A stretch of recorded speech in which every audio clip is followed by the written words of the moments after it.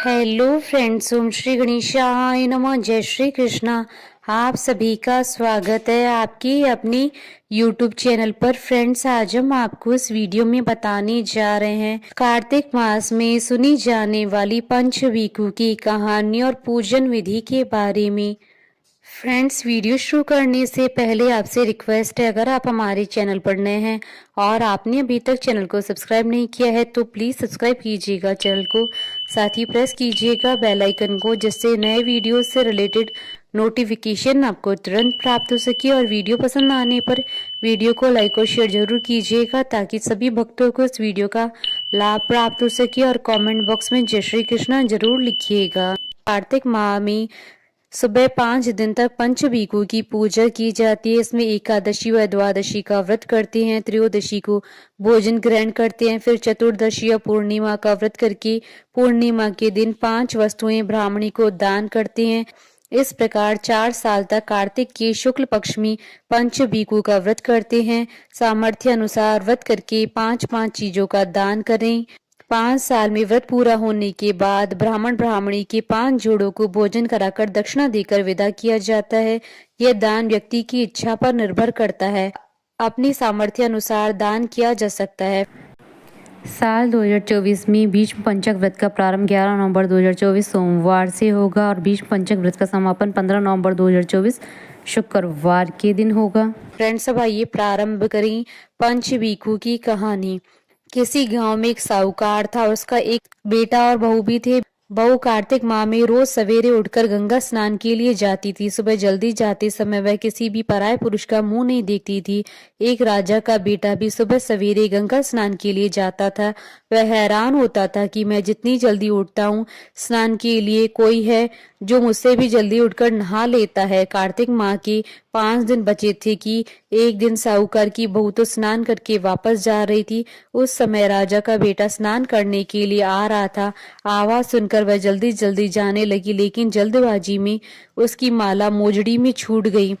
राजा के बेटे ने उसकी माला मोजड़ी से उठा ली और सोचने लगा कि जिस स्त्री की यह माला मोजड़ी इतनी सुंदर है, वह स्त्री कितनी सुंदर होगी। उसने पूरे गांव में मुनादी करवा दी कि जिसकी यह माला मोजड़ी है वह 5 रात मेरे पास आएगी। साहूकार की बेटे की बहू ने कहलवा दिया कि मैं 5 रात आऊंगी, लेकिन किसी को साग भरने बैठा देना। राजा के बेटे ने एक तोते को पिंजरे में बंद कर गंगा किनारे के पेड़ पर टांग दिया। बहू सुबह के समय आई, पहली पेड़ी पर पैर रखा और बोली, हे कार्तिक के ठाकुर, राई दामोदर, पांचों पांडु, छठे नारायण, बीखम राजा, उस पापी को नींद आ जाए। राजा के बेटे को नींद आ गई। बहू नहा धोकर चलने लगी तो तोते से बोली, सुआ सुआ, तेरे गल डालूंगी हीरा, मेरी साग भरियो वीरा।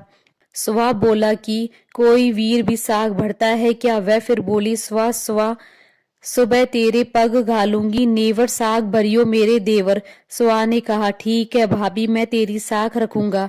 वह तो यह कहकर चली गई। राजा का बेटा हड़बड़ा कर उठा और सुआ से पूछा, सुआ सुआ, वह आई थी, कैसी थी? सुआ बोला, आभा की सी बिजली, होली की सी जल, केला की सी कामनी, गुलाब सा रंग।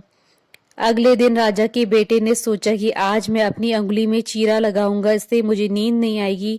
अगले दिन राजकुमार अंगुली चीर कर लेट गया। वह आई और भगवान से उसी तरह प्रार्थना करने लगी और राजकुमार को फिर नींद आ गई।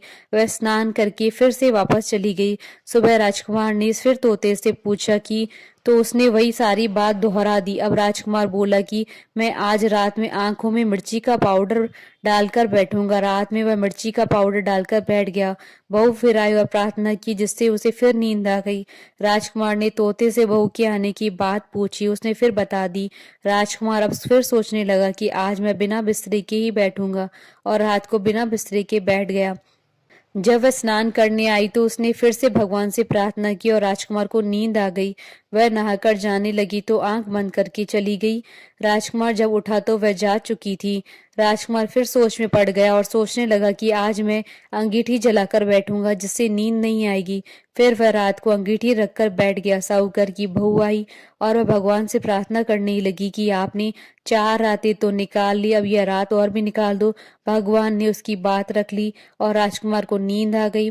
जब वह नहाकर जाने लगी तो तोते से बोली कि इस पापी को कह देना कि 5 रातें पूरी हो चुकी है, वह मेरी मोतियों की माला मेरे घर भिजवा दे। सुबह राजकुमार की आंख खुली तो उसने तोते से पूछा कि क्या वह आई थी। तोते ने कहा हाँ वह आई थी और उसने अपनी माला मंगवाई है। यह सुन राजकुमार सोचने लगा कि वह तो सच्ची थी, तभी तो भगवान ने भी उसका सत रखा। कुछ समय के बाद राजकुमार को कोढ़ हो गया। राजा ने ब्राह्मण को बुलाकर पूछा कि मेरे बेटे का शरीर क्यों जल रहा है। ब्राह्मण ने विस्तार से सारी बात राजा को बताई कि इसने क्या किया था। ब्राह्मण ने कहा कि इसने पतिव्रता स्त्री पर बुरी नजर डाली, इसलिए यह इस रोग से पीड़ित हुआ है। राजा ने इसके ठीक होने का उपाय पूछा तो ब्राह्मण ने कहा यह उस साहूकार की बहू को धर्म की बहन बनाए और रोज उसके नहाए हुए जल से स्नान करे तो वह ठीक हो सकता है। राजा साहूकार की बहू की माला लेकर साहूकार के घर गया और बोला कि यह माला आपकी पुत्र वधू की है, इसे ले और आपकी बहू के नहाए हुए जल से मेरे बेटे को नहला दे।